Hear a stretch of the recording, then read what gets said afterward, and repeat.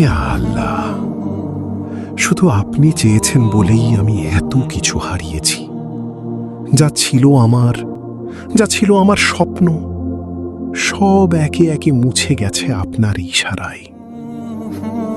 কখনো বুক ফেটে কান্না এসেছে, কখনো মনে হয়েছে কেন আমি, কেন এত পরীক্ষা। কিন্তু তারপরও আমি থামিনি, কারণ জানি আপনি ভুল করেন না।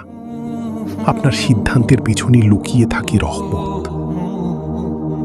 হয়তো আপনি দেখেছেন যে আমি চাই তা আমার জন্য ভালো না, তাই ছিনিয়ে নিয়েছেন, কষ্ট দিয়ে হলেও আমাকে বাঁচানোর জন্য। আজ আমি শূন্য হাতে দাঁড়িয়ে আছি, কিন্তু মন ভরা এক অদ্ভুত বিশ্বাস নিয়ে। আপনি যা নিয়েছেন তার চেয়েও উত্তম কিছু আমার জন্য গোপনে রেখে দিয়েছেন।